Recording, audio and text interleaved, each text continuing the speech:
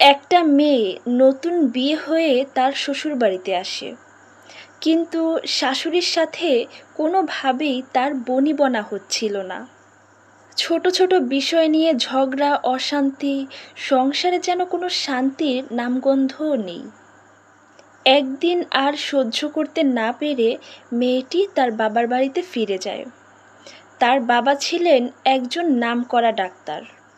বাবার সামনে চোখের জল ফেলতে ফেলতে মেয়েটি বলল, বাবা, আমি আর পারছি না, আমার জীবন নরক হয়ে গেছে। তুমি আমাকে এমন কিছু দাও যাতে ধীরে ধীরে শাশুড়ি চলে যায়। বাবা কিছুক্ষণ চিন্তা করে বললেন, ঠিক আছে মা, আমি তোমাকে একটা ঔষধ দিব।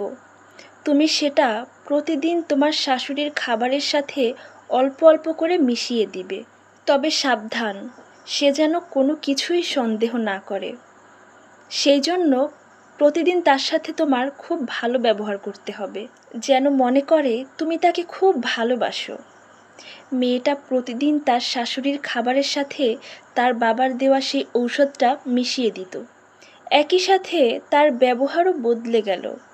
হাসি মুখে কথা বলা, তার শাশুড়ির যত্ন নেয়া, খাবার পরিবেশন করা। প্রথম প্রথম শাশুড়ি অবাক হলেও ধীরে ধীরে তিনিও বদলে গেলেন। শাশুড়ির চোখে বৌমা হয়ে উঠলেন তার নিজের মেয়ের মতো প্রিয়। এভাবে কয়েক মাস চলল। একদিন মেয়েটির মনে হলো, আমি এতদিন ধরে শাশুড়ির খাবারে বিষ দিচ্ছি, শাশুড়ি যদি সত্যিই মারা যায়। ভয়ে ভয়ে বাবার কাছে গিয়ে জিজ্ঞেস করলো, বাবা, সত্যিই কি উনি বাঁচবে না? বাবা গম্ভীর মুখে বললেন, না মা, এখন আর কিছুই করার নেই, বিষ তো শরীরে ঢুকে গেছে।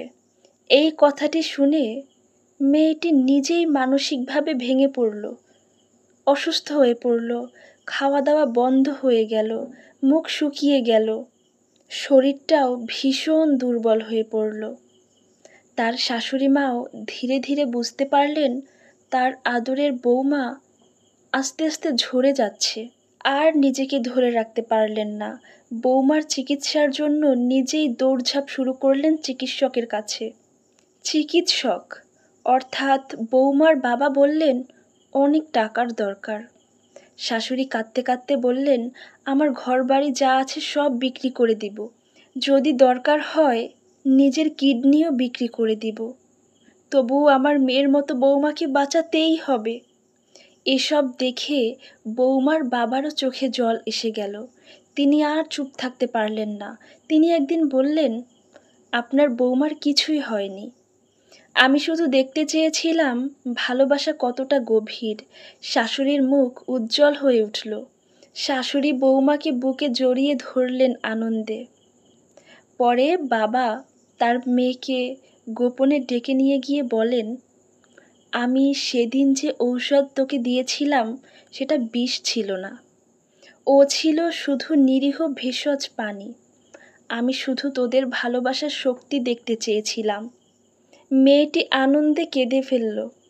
সেদিন থেকেই শাশুড়ি আর বৌমা হয়ে উঠল সবচেয়ে কাছের বন্ধু। তাদের ভালোবাসার গল্প ছড়িয়ে পড়ল চারদিকে। গল্পের শিক্ষা, ভালোবাসা আর আন্তরিকতা একটা কঠিন সম্পর্ককেও বদলে দিতে পারে। সন্দেহ আর বিদ্বেষ নয়, মমতা আর সহনশীলতাই জীবনকে সুন্দর করে তোলে। ভিডিওটি ভালো লাগলে অবশ্যই লাইক, কমেন্ট অ্যান্ড শেয়ার করবেন। ধন্যবাদ।